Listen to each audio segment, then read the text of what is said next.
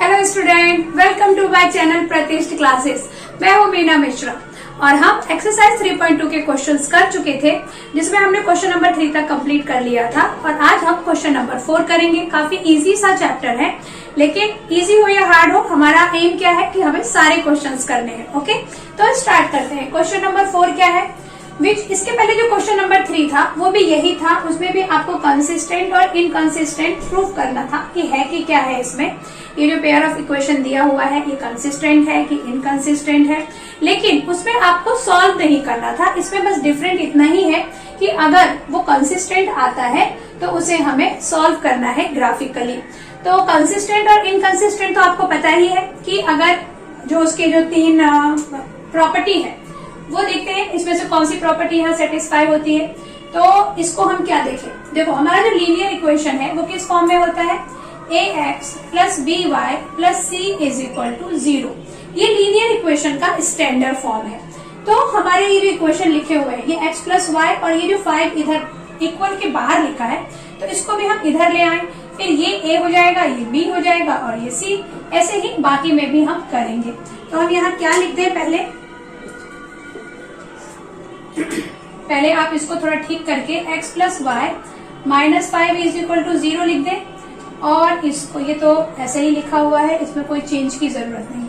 अब हम यहाँ लिख सकते हैं a1 इज 1, b1 इसका 1 है और c1 क्या है इसमें? -5। यहाँ पे देखो a2 क्या है? 2 है, b2 is 2 and c2 is what? c2 is 0। अब इसको आप जब कंपेयर करेंगे तो क्या आएगा? देखो 2x plus 2y is equal to, sorry यहाँ पे 0 नहीं है, यहाँ पे ये 10 है, तो इसको भी हम यहाँ पे -10 इज इक्वल टू 0 लिख देंगे। तो ये आ गया -10 है। ओके, अब जो हमारी प्रॉपर्टी है वो क्या है? a1 by a2। a1 क्या है? 1, a2 is 2, then b1 by b2, ये भी 1 बाय 2 आएगा, और c1 बाय c2 क्या आएगा? c1 बाय c2 -5 बाय -10, ये कैंसिल कर दो तो ये भी आपका आ गया 1 बाय 2। मतलब a1 by a2 is equal to b1 by b2 is equal to आ गया c1 बाय c2। और ये किसकी कंडीशन है? इनफाइनाइटली मैनी सोल्यूशंस, क्योंकि जो लाइन होंगे वो कोइंसाइड होंगे, वो एक के ऊपर एक लाइन बनने वाले हैं। जो हमारा अभी हम देखेंगे, जो हम ग्राफ बनाएंगे तो वो जो 2 लाइन बनेगी वो एक के ऊपर एक बनने वाली है। इसमें इनफाइनाइटली मैनी सोल्यूशन है, तो हम क्या लिखेंगे? a1 by a2 is equal to b1 by b2 is equal to c1 by c2। तो इसका रीजन हम क्या लिखेंगे? They are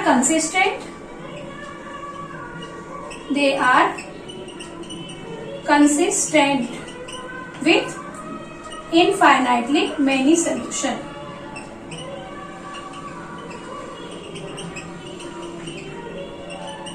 infinitely many solutions. अच्छा, अब यहाँ लिखा है कि अगर वो कंसिस्टेंट है तो हमें सॉल्व भी करना है, तो चलो सॉल्व करते हैं।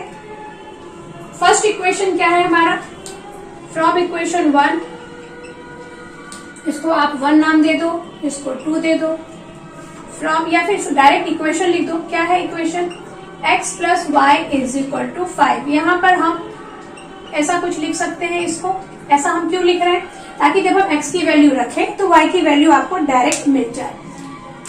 अब यहाँ पे आप बॉक्स बना दो, x और y। अच्छा, अब देखो जब हम x क्या रख दें? when x is equal to 0, यहाँ 0 रख देंगे तो y क्या आ जाएगा? y इज 5, यानी x हमने 0 रखा तो y हमें 5 मिल गया। when x is equal to 1 तो y क्या मिल जाएगा? 5 माइनस 1 यानी y मिल जाएगा 4। यहाँ 1 रखा तो यहाँ 4 मिल गया। बाकी का यहाँ सॉल्व कर देती हूँ। when x is equal to 2 तो y इज इक्वल टू क्या मिल जाएगा? 5 माइनस 2 यानी y मिल जाएगा 3, यानी ये 2 रखा तो ये हमें 3 मिल गया। ओके, अभी जो हमारा नेक्स्ट है, नेक्स्ट इक्वेशन क्या है? 2x। तो यहाँ लिख दे from equation 2x plus 2y is equal to 10। इसको 2 से डिवाइड कर दे तो क्या बन जाएगा? ये dividing by 2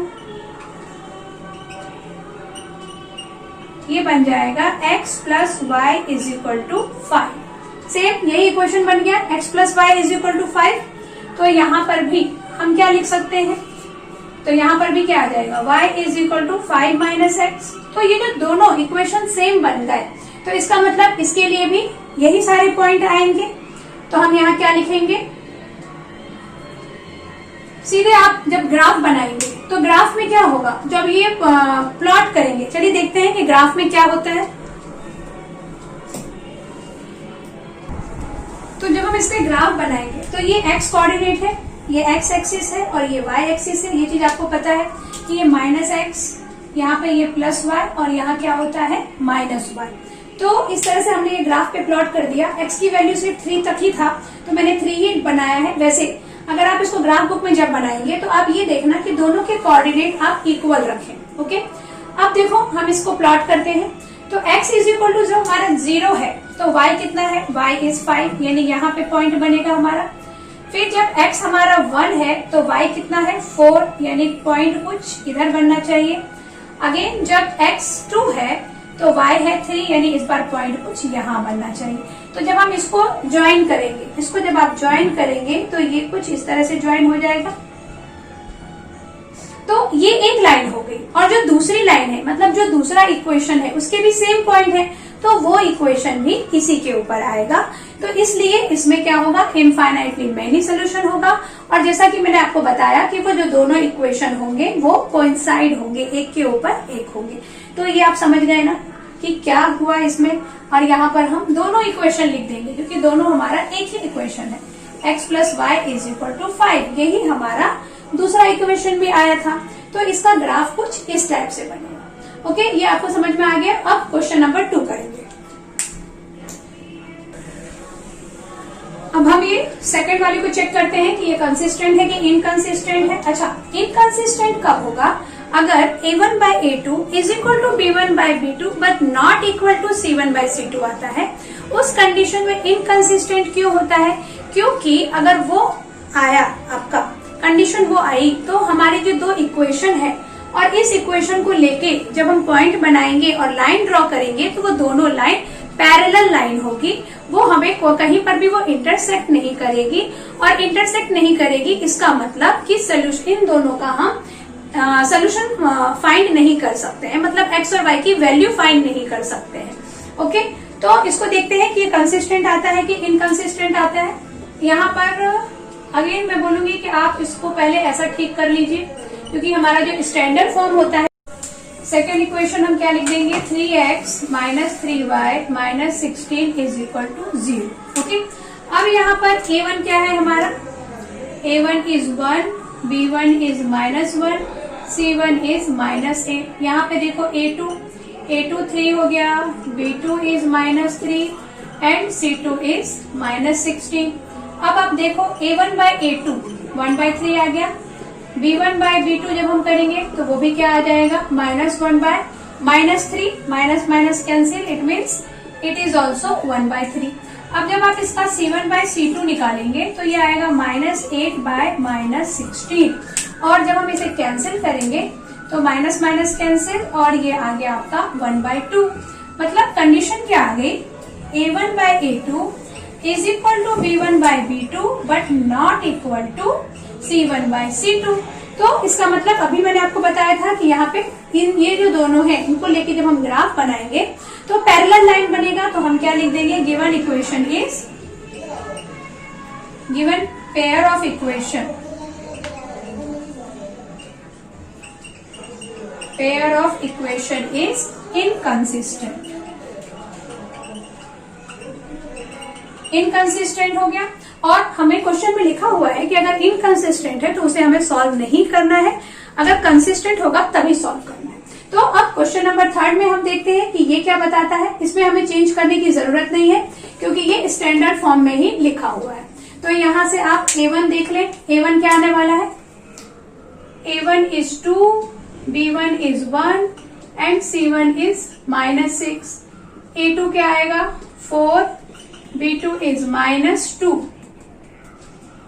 and c2 is -4। अभी a1 by a2 means 2 by 4, it means 1/2। b1/b2 क्या आ गया देखो, b1/b2 1 माइनस 1/2। यहीं पे गड़बड़ हो गई, ये a1/a2 1/2 आ गया, b1/b2 माइनस 1/2 आ गया। मतलब c1/c2 करने की हमको जरूरत ही नहीं है, क्योंकि हमारा a1/a2 is not equal to b1/b2 है। और ये कंडीशन हमें क्या बोलती है कि इसमें यूनिक सोल्यूशन आएगा, मतलब एक सोल्यूशन आएगा। तो यहाँ पे और ये क्या होगा, कंसिस्टेंट होगा। Given pair of equation is consistent with unique solution। Unique solution का मतलब क्या हुआ कि ये किसी एक पॉइंट पे इंटरसेक्ट करेंगे, जो भी लाइन का हम ग्राफ बनाएंगे। तो अब हम इसको सॉल्व करते हैं।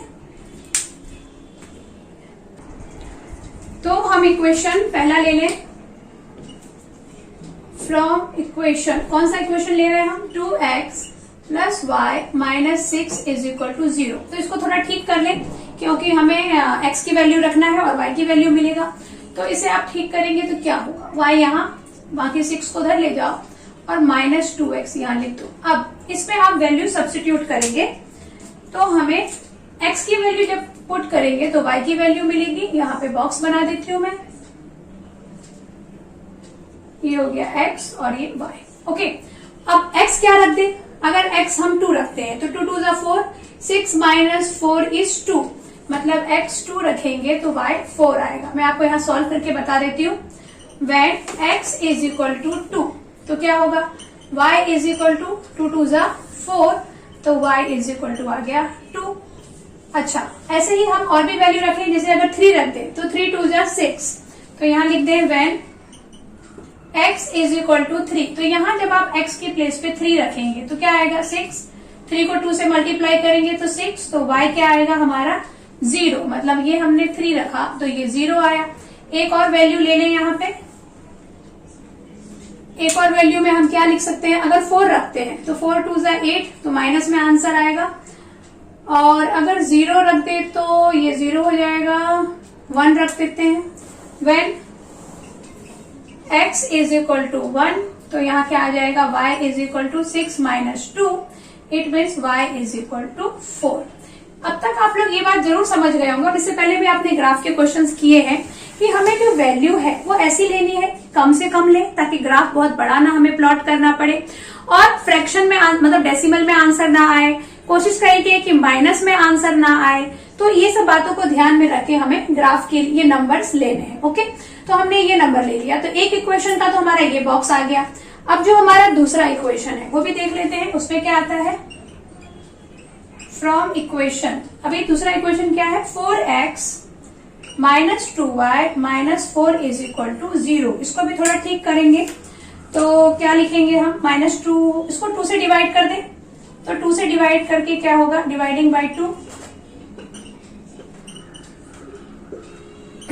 तो यहाँ आ जाएगा 2x minus y minus 2 is equal to 0। ये आप समझ गए ना, इस पूरे इक्वेशन को 2 से डिवाइड किया तो यहाँ आ गया 2x, ये 2 डिवाइड हो गया तो ओनली y बचा, और यहाँ आ गया -2, क्योंकि 4 को हमने 2 से डिवाइड किया तो 2। अब यहाँ से इसको थोड़ा हम सेट करेंगे तो हमारा आएगा 2x minus 2 is equal to y। यहाँ हम x के प्लेस पे वैल्यू रखेंगे, और अच्छा मैंने y को उधर क्यों किया, क्योंकि y माइनस में था तो इसलिए उसको उधर रख दिया, 2x माइनस 2 को यही रखा। तो इसमें अब हम वैल्यू पुट करेंगे और हमें आंसर मिलेगा। तो यहाँ हम बॉक्स बना देते हैं, ये x y। ओके, अब जब आप x इज इक्वल टू यहाँ 1 रखते हैं तो x इज इक्वल टू 1 रखेंगे तो 2 1 जा 2, 2 माइनस 2, तो y क्या आ जाएगा, 0 आ जाएगा। ये मैं डायरेक्ट बता देती हूँ आपको। अगर x 2 रखेंगे तो 2 2 जा 4, 4 में से 2 माइनस करेंगे तो 2 आएगा, मतलब x 2 रखा तो y भी हमारा 2 आया, है ना। 2 2 जा 4 माइनस 2 इज 2। अब x अगर 0 रख दूं, x अगर 0 रख दूं तो y आ जाएगा -2। उससे अच्छा है कि x हम रख दें 3, माइनस में ना जाए। x की वैल्यू हम 3 रख दें तो 3 2 जा 6, 6 में से 2 माइनस करेंगे तो ये आ जाएगा 4। अब जो ये जो दो बॉक्स मिले हैं उसके बेस पे हम ग्राफ बनाते हैं। तो ये मैंने दोनों इक्वेशन से जो हमें बॉक्स मिले वो यहाँ पे लिखा है और यहाँ ग्राफ बनाया है। ओके, तो ग्राफ आपको पता ही है कि एक्स और वाई के कोऑर्डिनेट हमें इक्वल रखने हैं और जो मिनिमम से स्टार्ट करके मैक्सिमम, तो यहाँ मिनिमम तो 0 है और मैक्सिमम 4 है, तो मैंने 0 से लेके 4 तक का ये ग्राफ यहाँ पे प्लॉट कर दिया है। ये हमारा x है और ये हो गया y, इधर -x देन इधर -y। ग्राफ बनाना आपको आता ही है। तो पहले हम फर्स्ट इक्वेशन देख लेते हैं। जब x 2 है, देखो ये x जब 2 है तो y आ गया 4, मतलब पॉइंट कुछ यहाँ बनना चाहिए। x जब 3 है तो y 0 आ गया, मतलब इस बार पॉइंट यहाँ बनेगा। ये वाला ध्यान दो, जब x 3 है तो y 0 है, मतलब पॉइंट यहाँ। x जब 1 है तो x 1 है तब भी y 4 कैसे आ गया? यहाँ तो कुछ गड़बड़ लग रही है। x 1 रखेंगे तो 2, 6 में ये -6 -2, तो 6 -2। यहाँ पे देखो 2x + y -6 = 0, तो यहाँ हमने क्या लिखा था 6 - 2x। अब जब x हम 2 रखते हैं तो 2 2 = 4, 6 - 4 = 2, यहाँ पे 2 आना चाहिए। और जब हम यहाँ 1 रखेंगे तो 2 1 = 2 देन 4 आएगा। ये ऐसा होगा, ये 2 है तो यहाँ पे भी 2 आएगा, मतलब ये सेकेंड वाला पॉइंट हमारा कुछ यहाँ पे बनने वाला है। हमने x 2 लिया तो y भी हमारा क्या आएगा 2 आएगा। यहाँ पे ये 2 2 = 4, 6 - 4 = 2।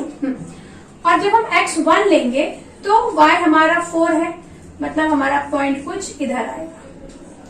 तो ये जो 0 है, 0 के ऊपर इसको हम कंसीडर नहीं करेंगे। हमारी जो लाइन है वो यहां से जानी चाहिए।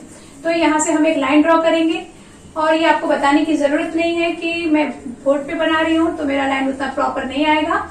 आप ग्राफ में बनाएंगे तो ये आपका बिल्कुल अच्छे से एक्यूरेट बनने वाला है।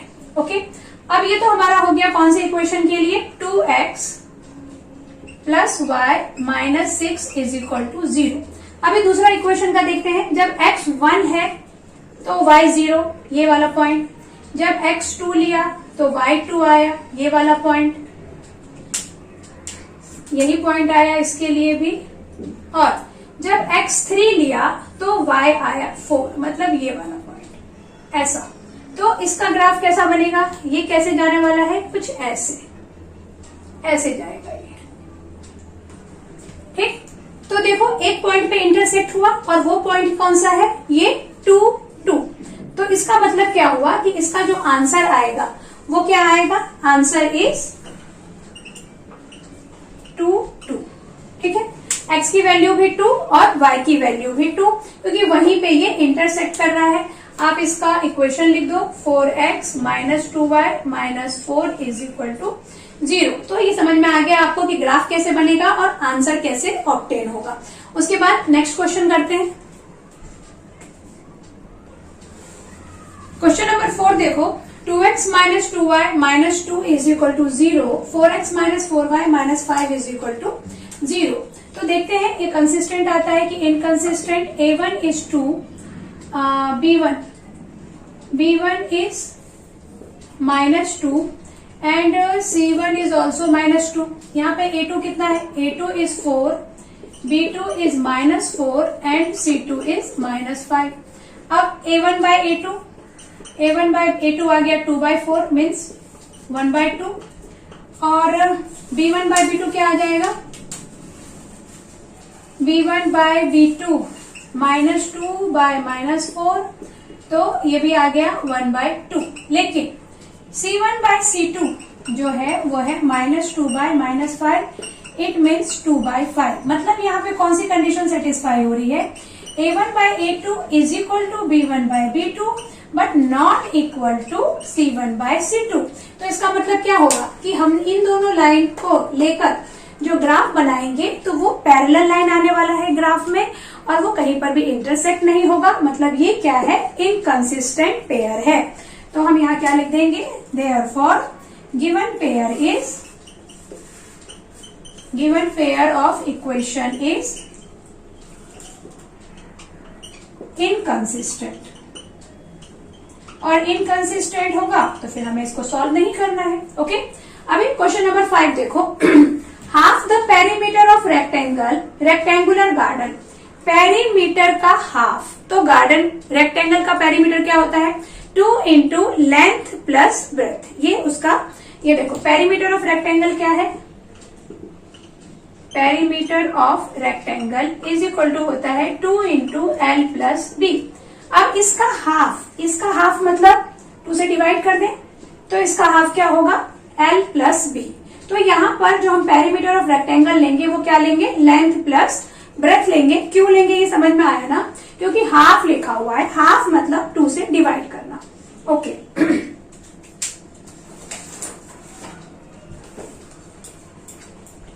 तो क्वेश्चन क्या है, half the perimeter of rectangular garden, वो तो पेरीमीटर का हाफ लेना है।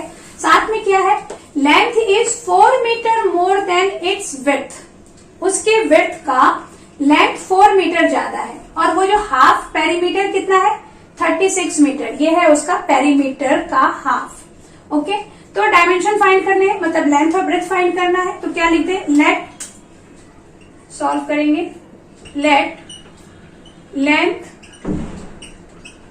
Of rectangular garden, length of rectangular garden is x meter and width is y meter। Okay, अभी कंडीशन क्या दिया है, length is 4 metre more than its width, मतलब कि x is equal to y plus 4, ये first condition हो गई। जो लेंथ है वो विड्थ से 4 मीटर ज्यादा है, मतलब विड्थ में 4 मीटर प्लस कर दो तो लेंथ के इक्वल आ गया। ओके, सेकेंड कंडीशन क्या है, हाँ तो पेरीमीटर कितना है हाफ 36, तो पेरीमीटर ऑफ गार्डन कितना हो जाएगा, यहां लिख दो पेरीमीटर ऑफ गार्डन, ये पेरीमीटर ऑफ गार्डन नहीं है, यहाँ क्या है half the perimeter of garden, half the perimeter of garden, यानी मैंने आपको अभी बताया कि वो क्या आएगा x प्लस वाई आएगा, x प्लस वाई। तो हाफ ऑफ पेरीमीटर कितना दिया है 36 is equal to x plus y. ये दो इक्वेशन बन गई। अब इन दोनों इक्वेशन को सॉल्व करके find the dimension of the garden, और ये ग्राफिकली हमें सॉल्व करना है, क्वेश्चन में लिखा हुआ है। तो हम क्या करें, पहले इन दोनों इक्वेशन इसको पहले सेट कर दें। इसे हम क्या लिख सकते हैं 36 minus x is equal to y, और इसको 2 नाम दे देते हैं। तो इक्वेशन 1 और 2 को हम सॉल्व करेंगे, ग्राफ बनाएंगे, पॉइंट रखेंगे, और उसके बाद जो हमारा आंसर आएगा, मतलब जिस पॉइंट पे वो इंटरसेक्ट करेंगे वही हमारा आंसर होगा। तो देखते हैं क्या आता है आंसर। तो पहले हम एक इक्वेशन सॉल्व करेंगे, x is equal to y plus 4 वाला, तो यहां लिख देते हैं from equation x is equal to y plus 4। तो अभी इसमें कैसा हमारा ग्राफ बनेगा, देखो सॉरी, इसमें हम क्या ले सकते हैं, अगर आप x इज इक्वल टू 10 ले लें तो y कितना आ जाएगा, यहाँ पे अगर 10 ले लूं, अच्छा इसको थोड़ा हम और यहाँ पे हम y की वैल्यू ले लेते हैं। क्यों, क्योंकि हमने जो इक्वेशन लिखा है x is equal to y plus 4, कुछ इस टाइप से लिखा है ना, तो अगर आप y की वैल्यू रखेंगे तो y डायरेक्ट यहाँ रख देंगे और प्लस 4 कर देंगे तो x की वैल्यू आ जाएगी। उससे कुछ भी फर्क नहीं पड़ता है कि आप कौन सी वैल्यू लें। तो यहाँ पर हम क्या करेंगे, अच्छा और एक बात ये है आपको ध्यान रखना है कि ये जो दूसरा हमारा इक्वेशन है, इसमें जो भी हम वैल्यू लाएंगे वो 36 में से माइनस होगा। तो इसको ध्यान में रख के ही हमें यहाँ पे वैल्यू लेना है, क्योंकि यहाँ तो हम छोटी छोटी वैल्यू भी ले सकते हैं, जैसे हमने x1 ले लिया तो y हमारा मतलब y1 ले लिया तो x5 आ जाएगा, ऐसे ही हम y2 ले लें तो x6 आ जाएगा, मतलब आ सकता है। लेकिन यहाँ पर अगर हमने x1 ले लिया तो y आ जाएगा कितना हमारा 35 आ जाएगा, तो वो ग्राफ पे प्लॉट करने में हमें प्रॉब्लम होगी। तो इसलिए हमें x की वैल्यू यहाँ पे ज्यादा से ज्यादा लेनी पड़ेगी ताकि y की वैल्यू भी उसके अकॉर्डिंग आए। जैसे अगर हमने x10 ले लें यहाँ पे तो y16 आ जाए, x12 ले लें तो मतलब बड़े नंबर लेंगे तभी तो माइनस होके उसके अकॉर्डिंग आएगा ना, कि 15 तक में हमारा ग्राफ बन जाए। तो वही काम हम यहाँ पे भी करेंगे। तो यहाँ पे भी हम कोशिश करेंगे कि वही ऐसी ही वैल्यू लें। तो अगर y की वैल्यू में क्या ले लूं, y की वैल्यू 6 ले लूं तो x कितना आ जाएगा, x आ जाएगा 10, यहाँ पे 6 प्लस 4 तो x 10 हो गया। आगे y की वैल्यू 8 ले लें तो x आ जाएगा कितना 12, और नेक्स्ट हम y की वैल्यू क्या ले लें 16 ले लें तो x की वैल्यू आ जाएगी 20। आप ज्यादा से ज्यादा नंबर में कुछ भी ले सकते हैं। वैसे अगर हम 1 2 भी ले तो कोई प्रॉब्लम नहीं होना चाहिए, क्योंकि ग्राफ तो बनाना ही है हमें और ग्राफ पे सारा ही प्लॉट करना है। अच्छा, नेक्स्ट क्या है, नेक्स्ट इक्वेशन हम ये ले लेते हैं। From equation 36 is equal to x plus y. अब इसमें हम लेंगे तो क्या लें, इसमें हम इसको थोड़ा सिंप्लीफाई, हमने सिंप्लीफाई किया हुआ था, हमने क्या सिंप्लीफाई किया था, -x is equal to y. यहाँ पे जब ऐसा बॉक्स बनाएंगे तो बॉक्स में हम क्या लें, x की वैल्यू इस बार हम अगर 20 लेते हैं, इसके अकॉर्डिंग ही कोशिश करेंगे लेने का। x की वैल्यू जब हम 20 लेंगे तो y की वैल्यू कितनी आएगी, यहाँ 20 तो ये आ जाएगा 16। x की वैल्यू आप क्या ले लो, x की वैल्यू 24 ले लो तो y की वैल्यू कितनी आ जाएगी 12, और जब हम x की वैल्यू 12 ले लेंगे तो y की वैल्यू आ जाएगा 24। ठीक है, 24 ले लिया तो 12 आ गया, और 12 ले लिया तो 24 आ गया। अब जब आप इसमें ग्राफ बनाएंगे तो ये दिख रहा है आपको कि कौन से पॉइंट पे ये कोइंसाइड होगा, कौन से पॉइंट पे ये कट करेगा, और वो कट करेगा 2016 पे, क्योंकि वो पॉइंट दोनों में इक्वल है। दिख रहा है आपको, यहाँ पे भी 2016 है और यहाँ पे भी 2016 है, तो जो भी हम ग्राफ बनाएंगे तो 2016 पे वो ग्राफ एक दूसरे को वो लाइन इंटरसेक्ट करेगी, तो इसका जो आंसर है वो हमारा क्या आएगा 2016। तो ग्राफ इससे पहले भी हम लोगों ने जो बनाया था वो एक लाइन एक पॉइंट पे इंटरसेक्ट कर रहा था, ऐसे ही ग्राफ इसमें भी बनेगा। और आप जो ग्राफ में जो नंबरिंग करेंगे तो वो कहां से करेंगे, देखो मिनिमम नंबर क्या है 6 है और मैक्सिमम नंबर हो गया 24। तो ये बोर्ड पे बनाना थोड़ा मेरे लिए मुश्किल है, आप नोटबुक पे बनाइए, बहुत आराम से ग्राफ बनेगा। आप क्या करना, 2 जो ग्राफ पे जो नंबर प्लॉट करना तो कुछ ऐसे लिखना, 2 का टेबल लिख देना, 2 4 6 8 10 ऐसे नंबर लिखना, 1 से मत लिखना।